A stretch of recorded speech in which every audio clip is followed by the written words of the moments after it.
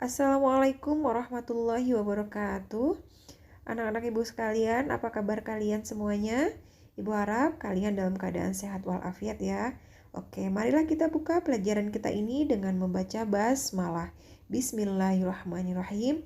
Semoga kita dimudahkan oleh Allah untuk mengikuti pelajaran ini, dimudahkan untuk memahaminya. Oke? Bismillahirrahmanirrahim. Oke. Pembahasan kita hari ini adalah tentang khobar muqaddam wa mubtada muakhor. Apa itu khobar muqaddam dan mubtada muakhor? Oke. Pengertiannya. Kan kalau yang kemarin kita belajar tentang mubtada dan khobar.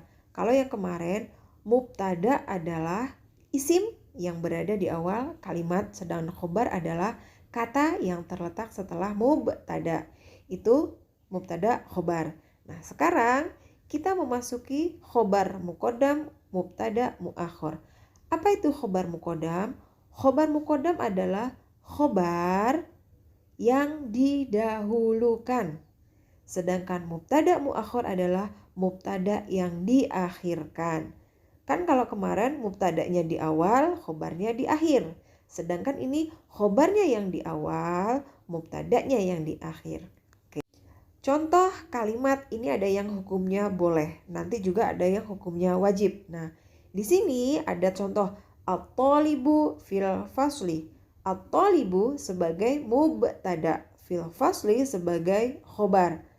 Kalau at-thalibu sebagai mubtadanya ini ma'rifat, ada alif lamnya.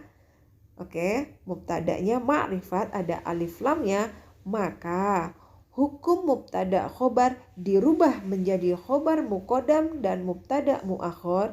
Ini hukumnya boleh, jadi nggak wajib. Kenapa nggak wajib dirubah? Karena dia sudah memenuhi syarat. Kenapa? Karena syarat mubtada khobar adalah mubtadanya harus ma'rifat. Karena mubtadanya ini at-thalibu sudah ma'rifat. Dari mana kita tahu dia ma'rifat?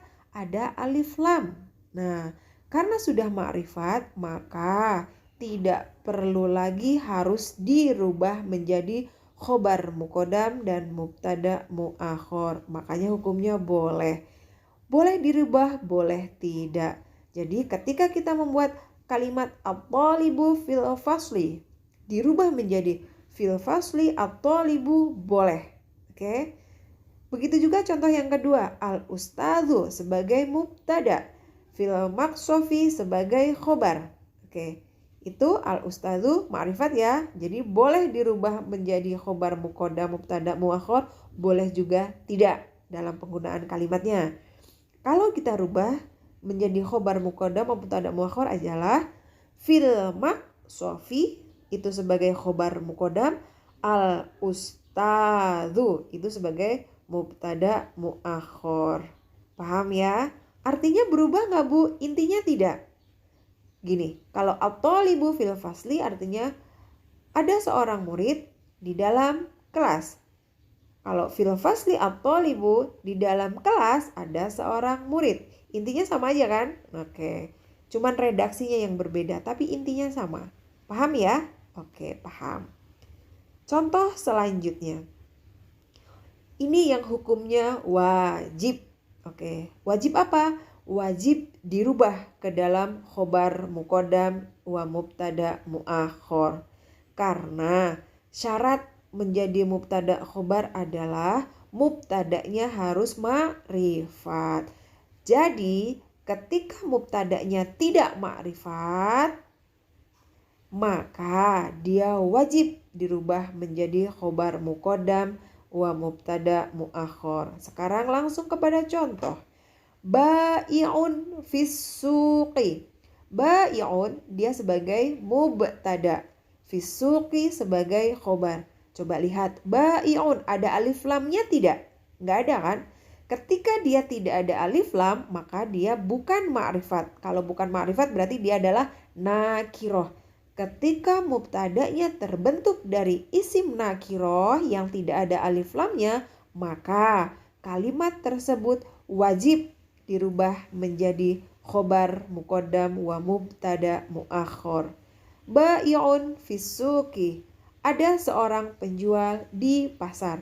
Bai'un itu nggak ada alif lamnya, jadi nggak tahu penjual yang mana gitu.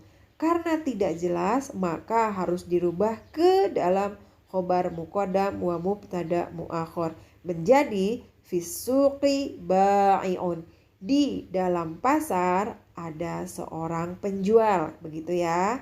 Oke, ingat kalau mubtadanya nggak ada alif lamnya, maka wajib dirubah ke dalam khobar muqaddam wa mubtada muakhar. Paham ya? Karena di dalam bahasa Arab mubtada harus ma'rifat. Jadi kalau dia nakiroh, dia tidak bisa digunakan dalam mubtada khobar. Oke? Contoh kedua, syurtiyun fis sayyarati. Syurtiyun dia nakiroh. Kenapa nakiroh? Karena nggak ada alif lamnya. Berarti dia tidak memenuhi syarat. Syurtiyun sebagai mubtada, fis sayyarati sebagai khobar. Karena dia tidak memenuhi syarat, maka hukumnya wajib dirubah ke dalam khobar muqaddam wa mubtada muakhar. Jadi kalimatnya menjadi fis sayyarati syurtiyun. Oke. Contoh ketiga, muwadzafun amamad diwani. Muwadzafun dia sebagai mubtada.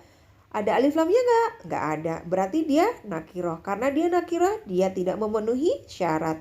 Ketika dia tidak memenuhi syarat, maka kalimat tersebut dirubah menjadi khobar muqaddam dan mubtada muakhar. Kalimatnya menjadi amamad diwani muwadzafun.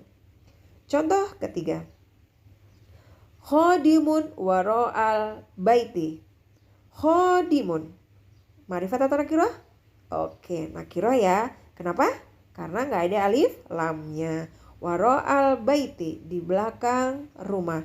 Khodimun sebagai mubtada, waro'al baiti sebagai khobar. Karena mubtada tidak memenuhi syarat, maka hukumnya wajib dirubah ke dalam khobar muqaddam mubtada muakhar menjadi waro'al baiti khodimun. Oke? Paham anak-anak ibu? Paham ya? Ini gampang banget kok. Gampang sekali. Tinggal dirubah aja. Oke? Tinggal dibalik. Marilah kita tutup pelajaran kita ini dengan membaca hamdalah. Alhamdulillahirabbil alamin. Wassalamualaikum warahmatullahi wabarakatuh.